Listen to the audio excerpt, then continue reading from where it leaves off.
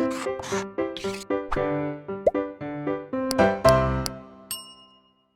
Students, blueprint digital channel पे आपका स्वागत है। मेरा नाम अनुज शर्मा, मैं आपका केमिस्ट्री टीचर।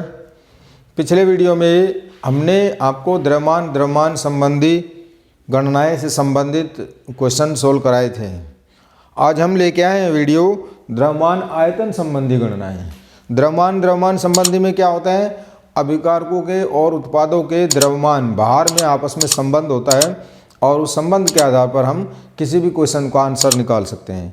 लेकिन यहाँ पर क्या है, द्रव्यमान और आयतन यानी भार और आयतन के बीच में जो संबंध होता है उस संबंध के आधार पर हम कुछ न्यूमेरिकल सोल्व करेंगे। जैसे कि क्वेश्चन आपको दिया हुआ है 20 ग्राम कैल्शियम कार्बोनेट के विघटन से प्राप्त CO2 का NTP पर आयतन क्या होगा। तो सबसे पहले तो आपको रासायनिक अभिक्रिया दी हुई है, आप इसका क्या करेंगे, रासायनिक समीकरण लिख लेंगे और समीकरण संतुलित होनी चाहिए। तो क्या है हमारी समीकरण, कैल्शियम कार्बोनेट को जब हीट करते हैं, गर्म करते हैं तो ये कैल्शियम ऑक्साइड और CO2 देता है। यानी कि 1 मोल कैल्शियम कार्बोनेट को हीट करने पर, गर्म करने पर 1 मोल CO2 प्राप्त होती है। यानी कि 100 ग्राम कैल्शियम कार्बोनेट से जो CO2 प्राप्त होती है हमें, उसका NTP पर आयतन कितना होता है, 22.4 लीटर। ये मैं आपको पिछले वीडियो में समझा चुका हूँ। अब इसके आधार पर हम क्वेश्चन को सोल्व करेंगे। 100 ग्राम कैल्शियम कार्बोनेट से NTP पर प्राप्त CO2 का आयतन कितना होता है, 22.4 लीटर होता है और हमें निकालना कितना है, 20 ग्राम से। तो 20 ग्राम कैल्शियम कार्बोनेट से NTP पर प्राप्त CO2 का आयतन कितना हो जाएगा, 22.4 गुणा 20/100 यानी 4.48 लीटर। ये आपका आंसर है। ठीक है, अगला क्वेश्चन देखते हैं।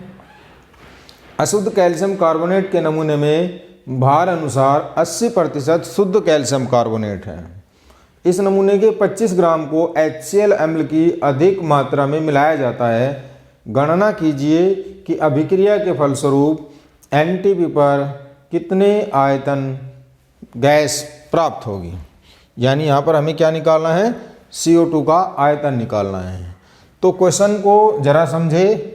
क्वेश्चन क्या कहता है, शुद्ध कैल्शियम कार्बोनेट की प्रतिशत मात्रा कितना है, 80%। 80% मात्रा जो है कैल्शियम कार्बोनेट की शुद्ध है और 20% जो है वो अशुद्ध है। तो यहाँ पर 100 ग्राम नमूने में शुद्ध कैल्शियम कार्बोनेट हो गया हमारा 80 ग्राम और 25 ग्राम नमूने में शुद्ध कैल्शियम कार्बोनेट हो गया 80/100 गुणा 25 यानी 20 ग्राम हो गया। ठीक है, क्योंकि यहाँ पर 25 ग्राम हमने इसलिए लिया है क्योंकि क्वेश्चन में 25 ग्राम दिया हुआ है, तो हमने 80 ग्राम में से 20 ग्राम ले लिया है। ठीक है, क्योंकि 20 ग्राम में ही हमें क्वेश्चन सोल्व करना है। अब क्वेश्चन में आप रासायनिक समीकरण संतुलित बना लेंगे। कैल्शियम कार्बोनेट की अभिक्रिया जब HCl के साथ कराते हैं तो उत्पाद प्राप्त होते हैं CaCl2, H2O और CO2। अब इस समीकरण से हमें मालूम पड़ रहा है कि 1 मोल CaCO3 की अभिक्रिया HCl के साथ कराने पर 1 मोल CO2 प्राप्त होती है। यानी 100 ग्राम कैल्शियम कार्बोनेट की अभिक्रिया से 22.4 लीटर CO2 प्राप्त होती है। तो इतनी जानकारी हमें किससे मिली है, इस रासायनिक समीकरण से। अब आगे का क्वेश्चन सोल्व कर सकते हैं। तो यहाँ से 100 ग्राम CaCO3 से HCl की अभिक्रिया द्वारा NTP पर प्राप्त CO2 का आयतन कितना दिया हुआ है, 22.4 लीटर होता है 100 ग्राम से। और हमें निकालना कितना है, 25% यानी 20 ग्राम के अंदर। और 20 ग्राम CaCO3 से HCl की अभिक्रिया द्वारा NTP पर प्राप्त CO2 का आयतन कितना हो जाएगा, 22.4 गुणा 20/100। तो ये कितना आ जाएगा, 4.48 लीटर आ जाएगा। ठीक है बच्चों, समझ आया सभी को क्वेश्चन। NTP पर 2.4 लीटर ऑक्सीजन प्राप्त करने के लिए कितना KClO3 पोटेशियम क्लोरेट आवश्यक होगा। क्वेश्चन को हमें सोल्व करना है। हमें परमाणु भार दिया हुआ है पोटेशियम का 39, Cl का 35.5 और ऑक्सीजन का 16 ग्राम। तो सबसे पहले हम क्या करेंगे, रासायनिक समीकरण लिख लेंगे। 2KClO3 दे रहा है हमें गर्म करने पर KCl प्लस ऑक्सीजन। तो यहाँ पर हमें इस समीकरण से क्या जानकारी मिल रही है, पोटेशियम क्लोरेट के 2 मोल से ऑक्सीजन के 3 मोल प्राप्त हो रहे हैं। तो हम पोटेशियम क्लोरेट का क्या कर लेंगे, अणुभार निकाल लेंगे। कितना आ जाएगा, 245 ग्राम।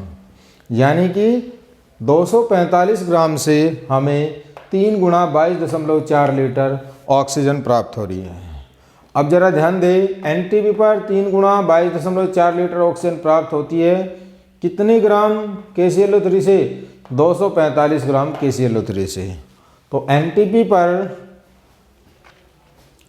कितनी प्राप्त ऑक्सीजन प्राप्त हो जाएगी, 245 बटे 3 गुणा 22.4 यानी कि 2.4 ग्राम KClO3। यानी यहाँ पर हमें 2.4 से इसको गुणा कर देंगे तो KClO3 का जो आवश्यक द्रव्यमान है वो हमारा, इसको कैलकुलेट करके निकला जाएगा 8.75 ग्राम। तो हमें एनटीपी पर 2.4 लीटर ऑक्सीजन प्राप्त करनी है। तो उसके लिए हमें यहाँ पर 2.4 लीटर ऑक्सीजन प्राप्त होती है कितने से, यह आ जाएगा 8.75 ग्राम KClO3 से।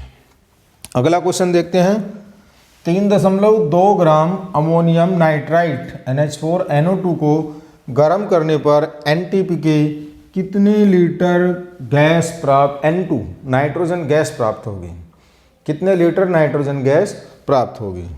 तो सबसे पहले वही रासायनिक समीकरण बना लेंगे इसकी। NH4NO2 को जब गर्म करते हैं तो इसमें से 2 मोल वाटर और 1 मोल नाइट्रोजन निकलती है। अमोनियम नाइट्राइट का अणुभार निकाल लिया यहाँ पर हमने 64 ग्राम, यानी कि 64 ग्राम अमोनियम नाइट्राइट से कितने लीटर नाइट्रोजन प्राप्त हो रही है, 22.4 लीटर, 1 मोल। तो अब यहाँ देखें, 64 ग्राम अमोनियम नाइट्राइट को गर्म करने पर एनटीपी पर प्राप्त नाइट्रोजन गैस का आयतन कितना है, 22.4 लीटर। हमें निकालना कितना है, 3.2 ग्राम।